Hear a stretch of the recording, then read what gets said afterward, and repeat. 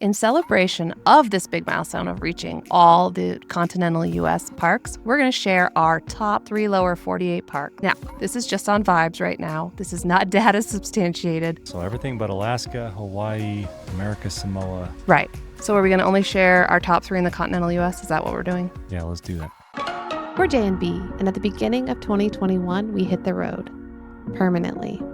We traded our city apartment for a constant stream of Airbnbs, new states, and places. And we wouldn't have it any other way. Come along with us as we explore all the U.S. and beyond has to offer. And join us as we continue Living on the way.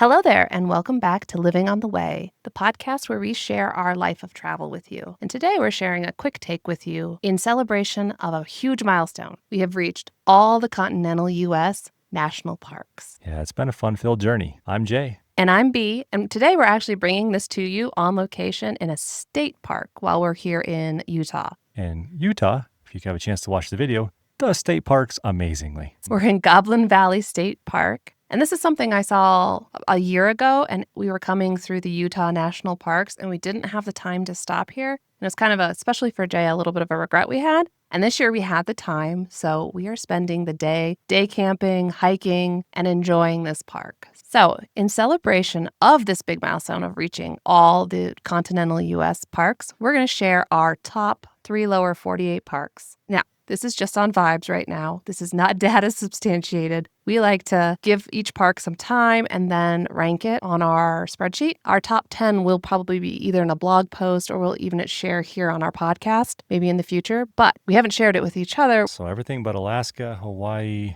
America, Samoa. Right. So are we going to only share our top 3 in the continental U.S.? Is that what we're doing? Yeah, let's do that. Okay. Because it's like the Alaska ones might come up in my brain, but we'll go with the top 3 continental. Okay. So let's do we're going to go from 3 to our very favorite. Again. Oh man, we got to actually rank the top 3? Yeah, so you have to start with your third, second, and then first. Well, that depends on the day, but Again, these are not data substantiated yet. We haven't ranked them and all of that. We'll do that here later this year, I think. Okay. All right. So number 3. I'm going to count down 3, 2, 1. And we're going to say them at the same time. And then we'll say why. 3, 2, 1.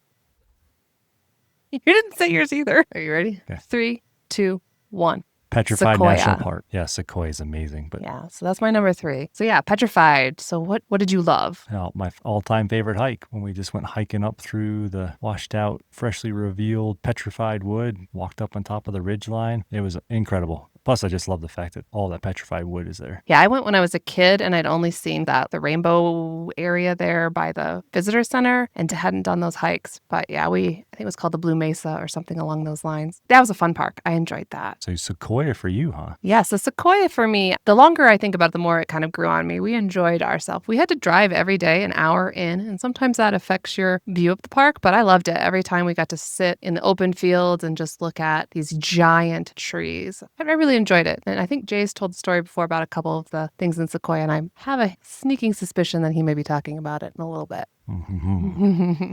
So we're going to do our second favorite park on the count of 3. 3, 2, 1. Rocky Mountain. Ooh, Rocky Mountain. That is beautiful. That was one of our favorites to start with. Yeah, so Rocky Mountain for me, I think it might even be because it's a childhood type memory. We went as a family when I was 16 or 17, so it was that time where you kind of understand the national parks. You get to choose some of the trails yourself. But I think one of the more recent memories we've had is we spent a lot of time in Colorado now that we live on the way. And I think we loved going during the elk rut. So one year we got to watch the very beginning of the elk ruts. They hadn't truly established their harems yet.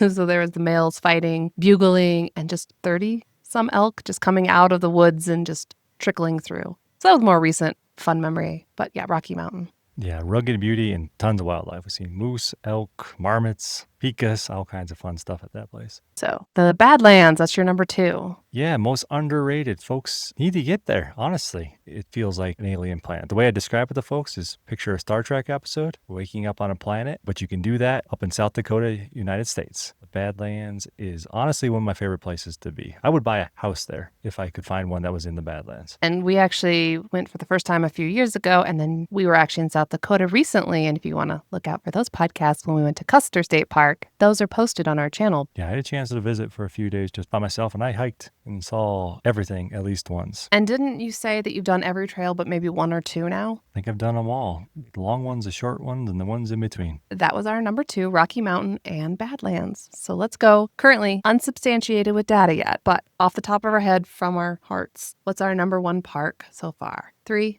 2, 1. Sequoia. Arches. Yeah, I knew Sequoia was going to come up for Jay. Oh my goodness. Speaking of alien planets, it's hard to picture that Earth has trees the size of these giant sequoias. And it's just fascinating. And my favorite scene I've ever witnessed in my entire life in nature is in Sequoia National Park. Tharp's cabin. This fella back in the 1800s found the spot in this meadow, these giant sequoias. He made his house in a fallen giant sequoia. It's still there today. It's the greatest scene I've ever seen. I did talk about Sequoia, but I think what fascinates me most is that these trees, even after they fall, they last hundreds, maybe, 500, I don't know. They last for a long time because they don't rot at the same as other trees. Yeah, that's right. There was one that they had cut down for the World's Fair back in the late 1800s. You can walk on top of the stump today. It's still firm sound. You're talking a tree that was cut down 130 plus years ago, which also, by the way, about 30 foot in diameter. Yeah, that was a pretty cool picture. And then for me, Arches. I don't know if I've ever been anywhere quite like the Arches. Now, we got to spend a month, almost 6 weeks in the Moab area. So we spent a lot of time exploring Arches. You know, we got to day camp there. We've done a lot there. So I don't know if it's because I've explored it or if it really is just, it's pretty amazing. Oh yeah, the different hikes and the different arches. You know, they got the ones that are easy to see, the ones that are harder to see, but all together. The more time you have to spend there, the better. So my top 3 are Sequoia, Rocky Mountain, and Arches. All of those are amazing. My top 3, I was forced to do it. Right now, I definitely would go with Petrified Forest in Arizona, Badlands in South Dakota, and my favorite park, which is truly my favorite park, Sequoia National Park in California.